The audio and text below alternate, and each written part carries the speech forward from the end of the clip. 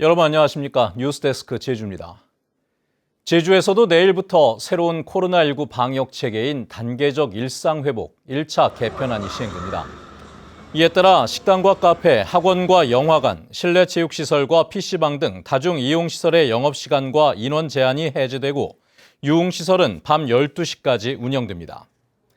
사적 모임은 최대 12명까지 허용되고 유흥시설과 목욕장 등에는 접종 증명과 음성 확인제가 운영되며 접종 완료자는 499명까지 행사와 집회가 허용됩니다.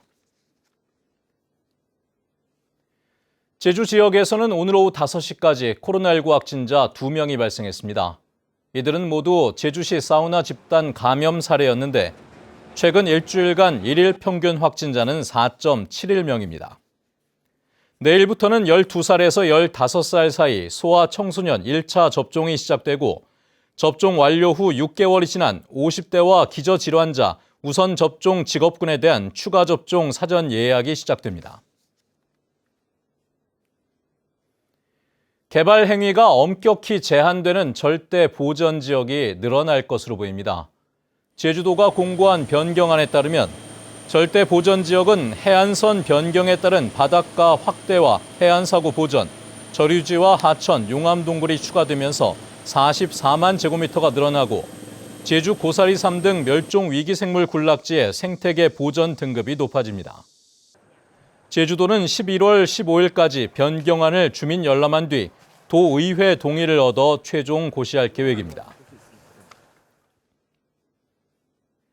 제주도와 제주시 봉계동 쓰레기 매립장 주민대책위원회는 봉계동 폐기물 처리 시설을 2024년 1월 11일까지 연장 사용하는 것으로 최종 합의하고 협약을 맺었습니다.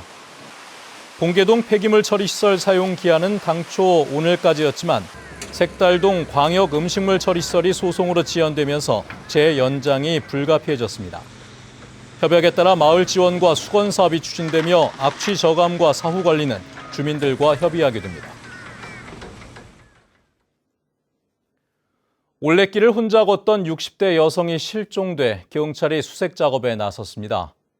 서귀포경찰서는 서귀포시 대포동 65살 이춘희 씨가 지난 27일 오후 제주 올레 5코스를 따라 남원읍 위미항에서 망장포구까지 걸은 뒤 실종돼 수색 작업을 벌이고 있습니다.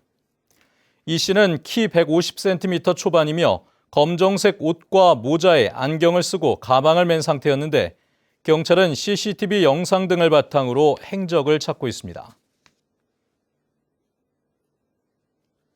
오늘 오전 9시 10분쯤 제주시 한림항 인근 해상에서 일가족 4명이 탄 레저보트가 조타기 고장으로 운항할 수 없다며 해경에 구조를 요청했습니다.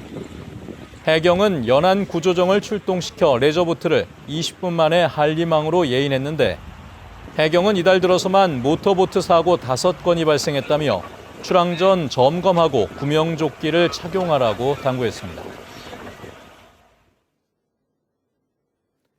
어제 저녁 6시 50분쯤 제주시 한림읍의 모 리조트 사우나실에서 불이 났다는 투숙객의 신고가 119에 접수됐습니다. 이 불로 인해 사우나실 90제곱미터와 히터기 1대를 태워 소방서 추산 3,200여만 원의 재산 피해가 발생했습니다. 경찰과 소방당국은 히터기 과열로 인해 불이 난 것으로 보고 정확한 화재 원인을 조사하고 있습니다.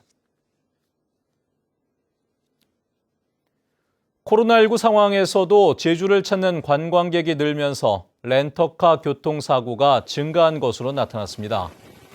제주경찰청에 따르면 올 들어 지난 25일까지 제주 지역에서 발생한 렌터카 교통사고는 479건으로 지난해 같은 기간보다 18.6% 늘었습니다. 또 렌터카 교통사고 사망자는 6명으로 지난해 같은 기간보다 갑절 늘었고 부상자도 837명으로 15% 증가했습니다. 광동제약이 앞으로 4년간 제주도외 지역의 삼다수 유통을 맡게 됩니다. 광동제약은 오는 12월 15일부터 2025년 12월 31일까지 소매용과 비소매, 업소용 삼다수 유통을 맡고 제주도 개발공사와 합의하면 1년 더 맡을 수 있는 위탁 판매 계약을 맺었습니다. 광동제약은 2012년부터 삼다수 소매 판매를 맡아왔는데 제주 지역과 전국의 대형 마트에는 제주도 개발공사가 직접 공급하게 됩니다. 도내에서 판매 중인 먹는 샘물 제품의 수질이 모두 적합한 것으로 나타났습니다. 제주도는 도내에서 유통 중인 샘물 9개 제품을 대상으로 수질 검사를 실시한 결과 모두 적합 판정을 받았다고 밝혔습니다. 뉴스데스크 제주였습니다. 여러분 고맙습니다.